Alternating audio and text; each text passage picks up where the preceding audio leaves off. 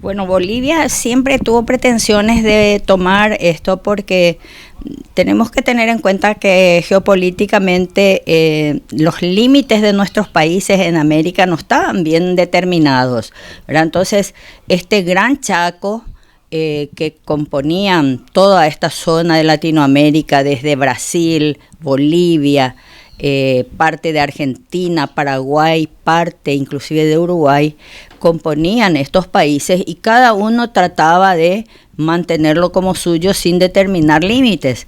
El Chacú era una zona que tenía características especiales, ¿verdad?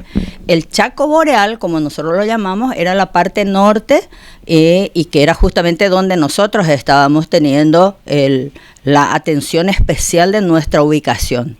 Y también Bolivia. En este sector del Chaco Boreal se hablaba mucho de la posibilidad de los grandes pozos petrolíferos. Y ahí Bolivia tenía compromisos contractuales con compañías petrolíferas extranjeras que estaban ya haciendo penetraciones donde estaban obteniendo petróleo. Y entonces estaría ahí una de las principales causas que la Standard Oil sería la interesadísima en tener una salida hacia el Océano Atlántico y venir a cruzar el sector del Chaco Boreal para llegar hasta el Océano Atlántico, ¿verdad? Ahí estaría la posibilidad de acercarse más hacia Asunción y tener esa salida que le permita entonces llegar hasta ahí. Alentaba a Bolivia y por supuesto le estaba dando todas las posibilidades económicas que le permitan armar a un ejército que luego fue realmente así. Por eso se habla de la injerencia norteamericana, ¿verdad? Por supuesto, y bueno, Paraguay se dejó estar mucho tiempo.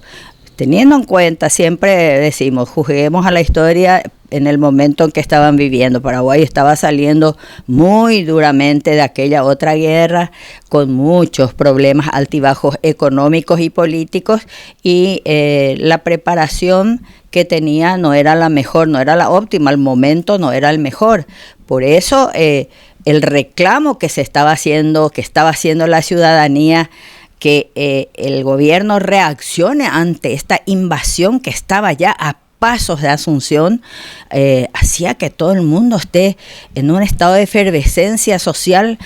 ¿Qué hacemos? Nos está llegando acá en el umbral de Asunción, hagan algo, ¿verdad? Entonces, había situaciones ya muy delicadas que requerían una intervención urgente y bueno, hasta que se dieron las primeras escaramuzas y tuvieron que tomar decisiones drásticas y conformar el ejército y empezar a trasladarse hacia el Chaco para la defensa ya ante la inminente llegada de este ejército boliviano que invadía con todo y se creía prácticamente el dueño ya de todo este vasto territorio del Chaco. ¿No hubo ningún intento de, a través de la diplomacia, por decirlo de alguna manera, evitar que se llegue a la confrontación?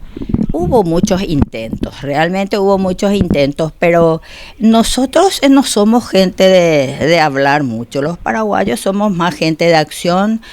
Nuestra diplomacia nunca tuvo éxitos en ninguna de todas estas acciones que tuvimos, porque realmente tampoco ameritaba ya mucha diplomacia cuando le teníamos al enemigo ahí en nuestras puertas, ¿verdad? Por eso, ante aquella situación de la muerte de Rojas Silva, de la invasión, estaban a pasos de Nanagua, teníamos ya situaciones que atajar con la diplomacia era imposible, se tuvo que armar al ejército y tomar decisiones. Cuando la gente contaba, los historiadores de aquella época contaban que de todos los pueblos, de todas partes, el hombre paraguayo tomó su machete, dejó su arado, iba hacia la capital. Eso fue cierto.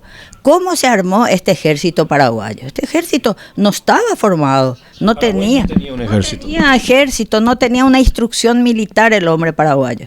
Y aún así marchó a la guerra y marchó marchó y se llenó Asunción de gente, se llenó de hombres y todas las mujeres del país tuvieron que coser a mano, a máquina como podía y hacer uniformes y preparar y barcos y cuanto elemento tuvieran a mano, alzar y llevar hacia Concepción para ir llegando hacia el Chaco. Es decir, fue realmente apasionante leer esta parte de la historia, el preparativo que hubo, porque ya era inminente la guerra y se empezaron a dar los primeros encuentros donde había que defender y había que sacar al enemigo de ahí, de nuestro territorio, y ese amor, ese patriotismo del soldado paraguayo hizo posible.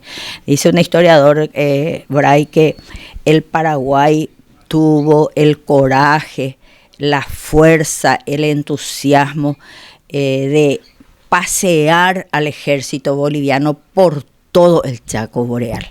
Paseó realmente, porque si nosotros tomamos un mapa de los lugares donde se desarrollaron las grandes batallas, es impresionante, de fecha en fecha. En un momento vemos que estaban al sur sobre el Pilcomayo, en otro momento al 2 o 3 días estaban hacia el norte en las últimas líneas, venían al centro. En realidad fue un paseo donde no podían descuidar un solo frente, porque todo era importante y en todo lugar Bolivia trató de romper estos frentes y hacía una escaramuza acá y allá como para distraer, pero realmente lo que tenía la intención era de tomar las posiciones más importantes. Ese fue el espíritu del ejército paraguayo, y fue logrando con grandes hombres, con grandes jefes militares, pero también tenemos que considerar que si bien íbamos logrando grandes batallas, íbamos armándonos por el camino, porque tampoco no teníamos las grandes posibilidades que tuvo este ejército boliviano.